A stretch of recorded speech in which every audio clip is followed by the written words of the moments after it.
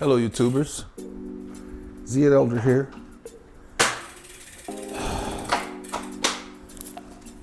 Today I'd like to talk about the impact of wheels or ceramic bearings, ceramic jockey wheels.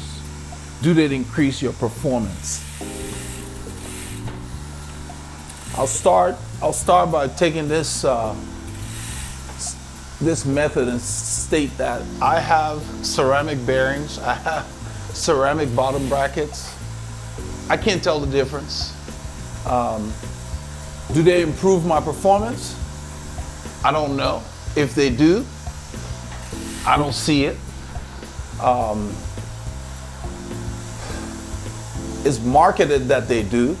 They require different care than the standard stuff. They need to use lighter oils. When you read the marketing stuff, yeah, it sounds pretty thrilling, but in the real world application, I can't tell the difference. So it's a toss-up. So the question that comes to mind is, why did I get it? Well, I was buying Campy Super Record, and for 2015, they had ceramic bearings on the Ultra Torque. So it came with the Grupo that I wanted. I shopped online, I got the deal I wanted. I do my own bills, so I went that route. So to make a long story short, if you're thinking about upgrading whatever group set you have, just because you want a nicer group set, do it. If it happens to come with ceramic bearings, great. If it's being sold at a price that you think is fair or reasonable after you've done your research, get it. They work fine, but don't get it because you think it's going to make you faster. You're not going to tell the difference. And whether it does or not is debatable, since you can't tell the difference. Same thing with, I got a lot of good points from one of our subscribers, Vegas Cycling Freak, who's a mechanical engineer. Happens to be, he's a cyclist, and he's many things. He's also a mechanical engineer, and we're chatting back and forth. I could tell by just reading his comments that this was a thinker. And after all the banter is one of the reasons I decided to do this video, just to stress that carbon wheels are great. They're more fragile than aluminum wheels. Personally, I think most of them are overpriced. Would I say no if somebody handed me a pair? Heck no. I'd take it. I'd try it. If it were quiet, I'd keep it. I had Zips, as I said before in another video. They were fine, except they were noisy. And they were just very loud. They didn't feel as lively as I'm used to. I'm sure there are other carbon wheels out there with great characteristics that are close to, a lively feel, and that's the reason the pros are always switching between the different profiles, in conjunction with the fact that they're considering weather conditions and everything. But I don't have the resources they do to try every carbon wheel out there. The ones that they try, the Zip 404, they were noisy, unwieldy. I wasn't impressed. They probably are great if you're just doing a time trial, but the kind of riding I do, they just didn't do much for me. And as I said in another video, I settled on a carbon/aluminum wheel, an aluminum braking track, carbon wheels, the Shimano C35, and I've settled on that, and they work. They're okay, they work for me. When I ride them, they seem to roll better at speed, but really, when I get back on my aluminum wheels, I don't know, maybe it's just subjective, because I know there's a benefit because of the aerodynamic benefits, but really, I feel more when I'm in a good position going hard than when I switch wheels. So, along that line, if you've got $3,000 in your hands and your kit wardrobe is depleted, spend the $3,000 getting the best stuff. You know, people cry about, like for example, I get some of the Rafa stuff when they're on sale because they are pricey. But if I had $3 grand to buy wheels and I had $3 grand, the same $3 grand, wheels or Rafa stuff, I will buy the Rafa stuff first because this is most of the drag, the body. So I'd get the nice little aero suit. I'd get the aero jersey with the long sleeves and all of that. Plus they look good. You know, how often do you really look at somebody's wheels? Except when they're stopped. You know, I'm not saying don't get carbon wheels, but don't go get them thinking they're gonna make you faster. You have to go fast to get the benefits. So if you're not fast already, the carbon wheels are not gonna make you faster. In fact, it's better to not train on those wheels because they're so fragile and train on hard wheels, because then you're not messing around with the risk of damaging your expensive equipment. So I'm making this video so that people can not focus on equipment to make you faster. Focus on bike fit, optimizing your training. Every training ride you should have a plan.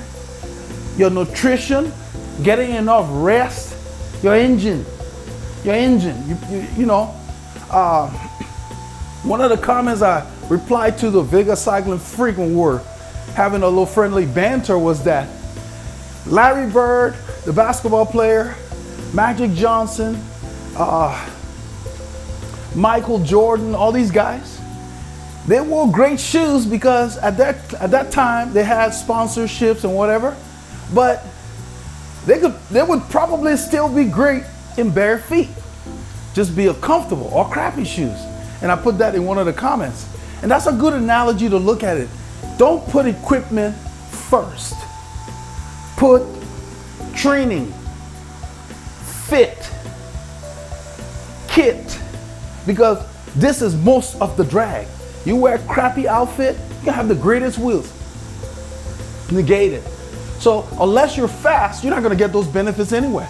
And unless you're at a world pro level where all things being equal, it makes a difference between the 10th of a second in first place in the world championships or second place. It doesn't matter. Those guys have access to new technology that's not coming out of their pocket. And if I did, yeah, I'd be riding carbon wheels too. But when I'm riding the check, I have to think twice. I want this sucker to last.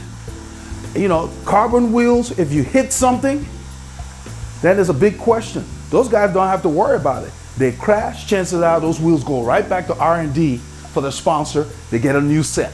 So they're not wondering, is my wheel, you know, is the integrity of my wheel there?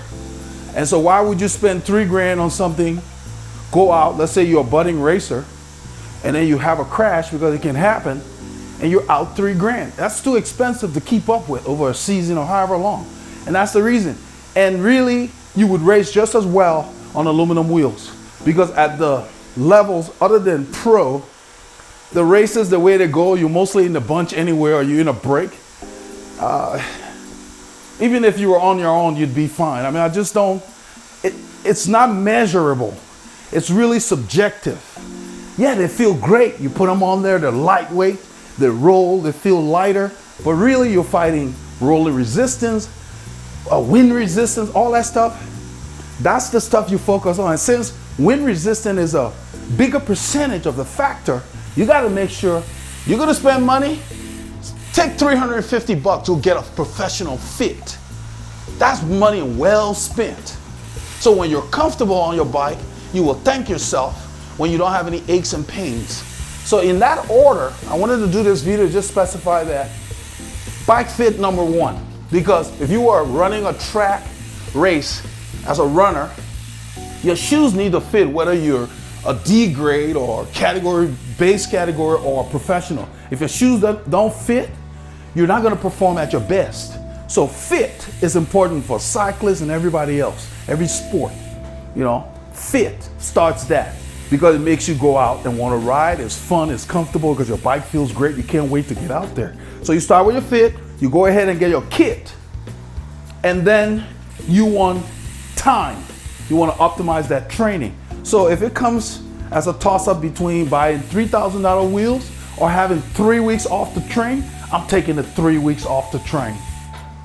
Meaning I will take that $3,000, put it in the bank, take care of my expenses, and have the time to train. That's the way you have to look at it. And I would do that because it would still give me more of a benefit than going to buy wheels and I can't ride that much, because I'm not going to get any faster because I'm on those wheels. Your fitness will get you faster. So I want to go ahead and stop there. Post your comments and questions below. But I decided to do this video based on the questions I want to, I'm even tossing what the title's going to be. I like the titles in my video to reflect the content. I don't like to bait people to watch videos that I make. So remember, don't focus so much on equipment to improve your performance. Focus on your fit and your training to improve your performance. And then if you're into the aero, get the nice aero helmet, get the nice fitting kit. Your kit needs to fit you well so you can slice through the air. Then you can reap the benefits of your fitness as you slice through the air. The wheels make up a very small percentage, I would say. They say, what I've read, 15-20%, I don't know, but it's still minuscule. To the point where, Vegas Cycling Freak asked about rotating mass. And I smile when he asked, because he's a thinker, as I'm coming to find out. And that was a valid question. Rotating mass means bupkis for a bicycle when you're making a decision, because it's insignificant. It may, if you're lucky, it might be 1% of the equation. So why spend $3,000 on 1%? Spend the $3,000 on the 80% position. So keep that in mind. I'm not opposed to nice carbon wheels or ceramic bearings. Like I said, I have bikes that have them in there. I can't tell the difference of the ceramic bearings versus the regular one. What I can say is they're pretty durable, just like the other ones. Like I said, I can't tell the difference. They require a different oil, so that's something to consider. They don't need grease in there. They require a lighter oil, so it's just something different. You go and buy a Ferrari, and they put the best engine that Ferrari makes in it, and it comes out sharp. If you don't have the skill, you still won't be able to get the maximum out of that tool. So you need to spend time riding your bike, improving your skill, improving your acceleration. And then, if you can afford it, by all means, put that on there. But just realize that the material carbon requires a different kind of care. Like currently, you gotta have special brake pads. That was another thing that was a headache for me. Every time I change wheels, I gotta change brake pads. It got to be a pain. So I decided, you know what? I don't wanna deal with that. I just wanna take our wheels, swap it, and go. Because I train on different wheels than wheels I use for sportives. What that does, it just extends the life of my quality wheels. Plus, if I'm training on a particular set of wheels, I know they're gonna wear out quicker. So as opposed to wheels for specific events. So my event wheels are always in better, condition, so I don't have to be worrying about it. I'd much rather have a set that I train on, so when its life is over, I know. And I get a new training set because I can buy a heavier wheel, and the event wheel can be lighter. So I'm not talking anybody out of carbon or whatever, but just know that they're nice, but don't buy them thinking they're gonna make you faster. You gotta already be fast from your training and everything else to really enjoy the benefits of what's in those materials. So just remember that, and be safe on the roads. Thanks for tuning into the channel.